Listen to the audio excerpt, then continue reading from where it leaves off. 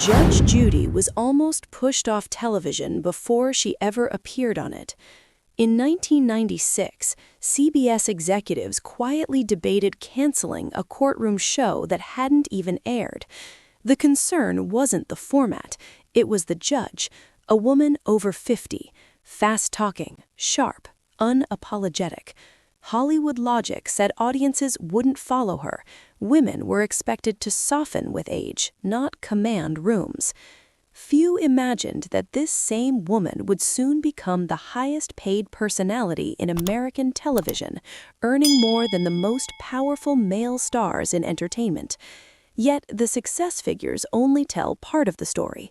Behind the robe and the authority was a life shaped by discipline, pressure, and trade-offs that never made it on screen.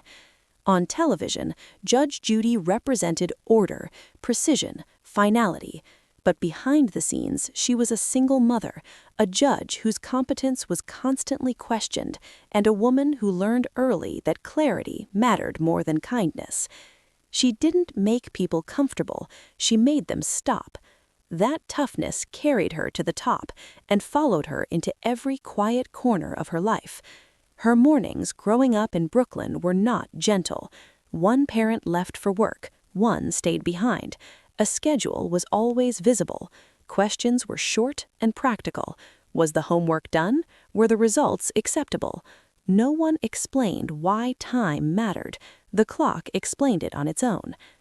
Judith Susan Bloom was born on October 21, 1942, into a middle-class Jewish family. Her father was a dentist. Her mother managed an office. Work wasn't discussed as ambition. It existed as routine, hours, tasks, responsibility. There was little space for dreaming. There was space for finishing what you started.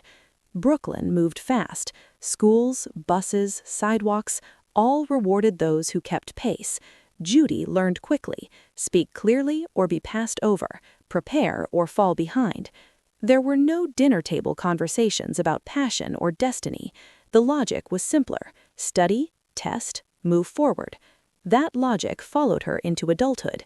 She graduated from American University in 1963. In 1965, she passed the New York State Bar after completing law school. Her first legal job was corporate, working for a cosmetics company. The work was orderly, predictable, safe, and deeply unsatisfying. Decisions moved slowly. Confrontation was rare. Nothing demanded immediate clarity. When she stepped away from law to raise her children, life slowed, but her understanding sharpened. She didn't belong where time stretched. She belonged where decisions mattered now. When she returned to law in 1972, she didn't go back to an office. She went to family court. Family court was not dramatic. It was relentless. There were no speeches, no clean stories, just stacks of files, crowded dockets, and people already worn down before they spoke. Custody disputes, protection orders, relationships broken long before entering the room. Every question had to be short. Every answer had to be controlled. Authority wasn't volume, it was pace. If the room slowed, the system failed. Judy learned how to quiet people without raising her voice, how to hold a gaze long enough to stop a sentence, how to end stories before they wasted time. Habit formed quickly. Cut to the point, keep moving.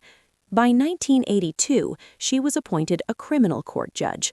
The problems grew heavier, but the rhythm stayed the same. In 1986, she became supervising judge of Manhattan Family Court, coordinating multiple courtrooms. If one slowed, all were affected. Her voice could stop a room. A look could correct an answer. For years, this work went unnoticed. Family court wasn't cinematic until 1993. An LA Times article described Judy not as a personality, but as a function, a judge who treated rambling as waste, who viewed time as a public resource, who kept a strained system from collapsing. Readers recognized something they missed, not drama, but order. That recognition brought 60 Minutes into her courtroom. Cameras didn't change her behavior, they observed it. Short questions, interruptions, silence used precisely. Television didn't create Judge Judy, it documented her. CBS realized something rare: authority itself could carry a show. When Judge Judy premiered in 1996, the set wasn't designed for drama, it was built for efficiency. Fixed cameras, bright lighting, no soft pauses. The schedule was punishing: dozens of cases a day, no time to reset. The cameras followed her pace, not the reverse. Repetition didn't weaken her authority, it made it familiar. From 2009 to 2021, Judge Judy dominated daytime television. Nearly 10 million viewers tuned in daily to the same chair, the same voice, the same rhythm. Money followed. By the later years, she earned nearly $47 million annually, but the work never slowed. Recognition came late: a Lifetime Emmy, a Guinness World Record, less celebration than confirmation of endurance. Criticism never stopped: too harsh, too blunt, not real court. The show paid judgments, participants received appearance fees. None of it changed the room. In 2011, Judy fainted on set, a transient ischemic attack, a moment when the body spoke where schedules did not. The system continued anyway. Behind the scenes, conflict moved into contracts, lawsuits over spin-offs like Hot Bench, disputes over participation rights. Authority lived in clauses, not gavels. In 2021, the courtroom shifted to streaming. Judge Justice launched on Amazon's platform. The logic stayed the same, only distribution changed. Cases were taped in blocks, sessions ran longer, endurance replaced airtime. Family moved inside the structure. A granddaughter appeared as law clerk. Children joined production, not for sentiment but function. Private life didn't balance work, it adapted to it. Judy married young, divorced, married another judge, divorced again, remarried. Love never slowed the rhythm, it learned to survive within it. Now, when the lights turn on, nothing feels staged. The room is ready before she arrives. Judy sits, aligns the papers, pauses briefly, not for suspense, but focus. Then she calls the next case. That's the legacy. Not sharp words, not money, but discipline that refuses to waste time.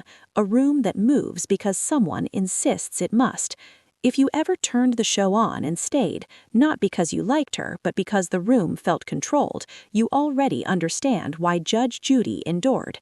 And if one moment stands out, the interruption, the steady gaze, the verdict delivered before the story finished, that's where the power lived.